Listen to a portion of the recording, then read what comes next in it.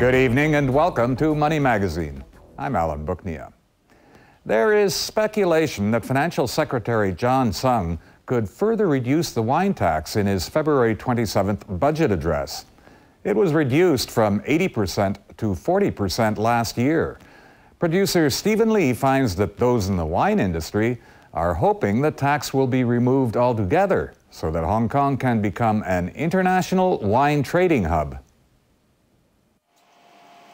Wilson Kwok has been collecting and trading fine wines for more than 15 years. I collect wines from the south of France, for example.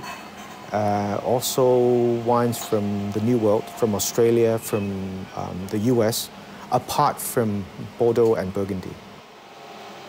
Most of his wines are stored in London. Only a small portion of his collection is stored in a restaurant he owns in Causeway Bay.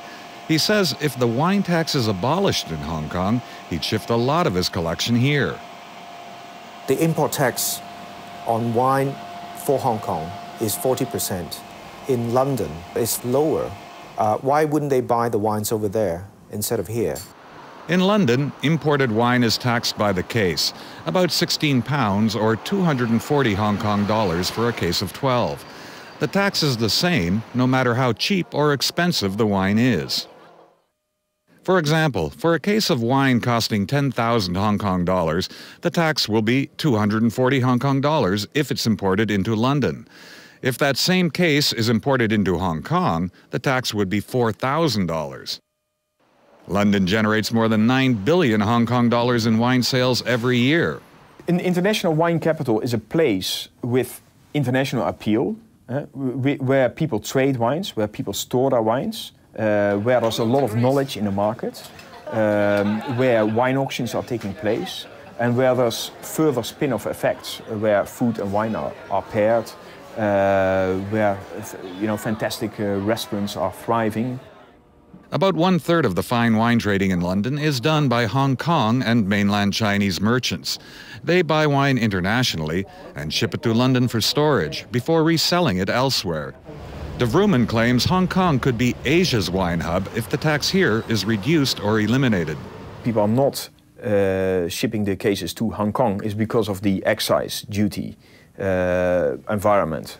So we're proposing a 0%. That will give a very strong signal, a very strong catalyst to propel Hong Kong into a wine hub. De Vroomen says eliminating the tax could boost Hong Kong's wine industry from the current $1 billion in sales to $5 billion. Business that can be shifted from London, the UK, which is today a big wine capital, to Hong Kong. So there's a huge business opportunity where fine wine traders can do business. People can trade their wines, they store their wines, logistics facilities are built, wine auctions are taking place.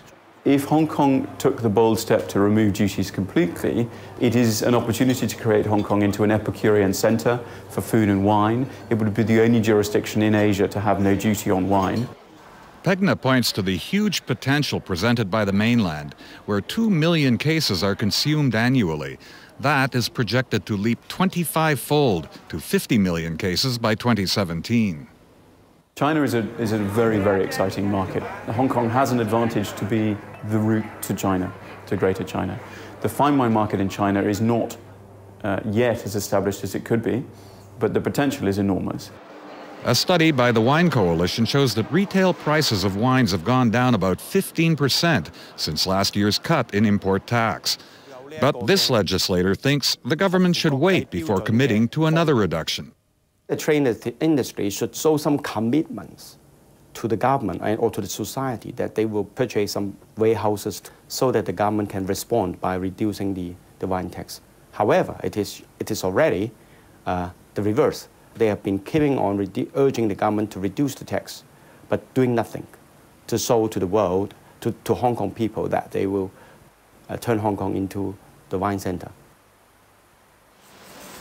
One major Hong Kong wine storage company, Crown Wine Cellars, says it's already looking for potential sites to open more facilities to respond to the expected higher demand if the tax is reduced or removed. And Sin wonders whether Hong Kong is even ready to be a wine hub. The industry have to do something, I think. They have to train more people. They have to hold more, wine classes. As an industry, we do have a lot of experts in Hong Kong. The Wine Coalition says, however, that there is increasing interest in wine expertise in Hong Kong, and the existing wine schools are expanding and will continue to expand to meet the demand should the tax be eliminated. The stock market has been extremely